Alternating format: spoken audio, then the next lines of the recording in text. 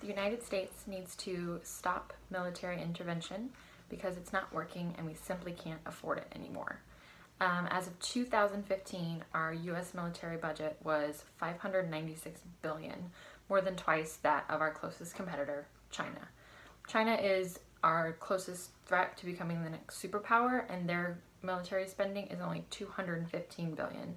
Saudi Arabia, the third highest spender on military globally, its budget is only about $87 billion, and they're closer to these conflict zones. They're more susceptible to some kind of spillover effect, yet we're the ones spending all the money, all the time, all the manpower. We can cut our defense spending budget by only 10%, more specifically in research and development. Most of those projects are defunct, they don't work, they just keep asking for the same amount of money every year lest they use it next year. We can reinvest in healthcare, in education, in infrastructure, increasing the stability and the competitiveness of our country, which has really gone by the wayside because of all this military spending intervention policies. Another thing that we're wasting money on in intervention is the use of private contractors. They cost 3 times as much as regular military personnel, and they're the ones that we're giving more of the office jobs and sending people who volunteer for the military to interact and be involved in conflict. So they're getting paid less to do a riskier job even though they volunteered for a cause they believed in. Because of these contractors, we have nearly doubled the cost of operations and management in the post 9/11 era. So between 2000 and 2005, the cost of operations and management nearly doubled, mostly because we started employing these contractors. The military spending to benefit intervention policies simply is not beneficial to the rest of the United States. Even General Eisenhower, who witnessed Nazi concentration camps firsthand and was the president during the Korean War, which can be seen as another intervention, warned us against this happening.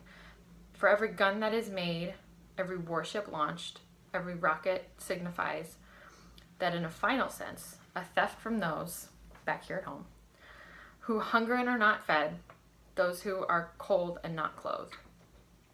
So before we decide to impose democracy through military intervention and potentially destabilize nations, we first need to use a good bit of that money to restore our living standards and maybe even attempt to get them back up to what the rest of the modern world is living with. Another reason that we need to stop military intervention campaigns in the Middle East and Southeast Asia is that they're becoming counterproductive. They have been for a long time. As we saw in the documentary about Cambodia, the United States civilian bombing as an attempt to further our cause in slowing communism, only used as a recruitment tool by Pol Pot and the Khmer Rouge and their totalitarian campaign. People were seeing their villages bombed by U.S. planes. We weren't the ally, we were the enemy. Why would they want to support us and let us keep running their country? As we saw in Cambodia is being mirrored in the Middle East right now. In Pakistan, drone bombings that are meant for terrorists more often than not, or frequently, find civilians. In 2012, a Pakistani boy testified when he was 14, came all the way to the US just for this. When he was 12, he was in his house with his sister and his grandma was outside and they were hit by a drone strike. He and his sister were injured, his grandma was killed. And he's afraid every day now. He said to Congress, "I no longer love blue skies. In fact, I prefer gray skies. The drones do not fly when skies are gray." So we've created a generation of young people who are vengeful for those they've lost. They're fearful every day that the drone strikes are coming for them. And that kind of seems like the perfect breeding ground for mistrust of the United States, if not the perfect target for radicalization.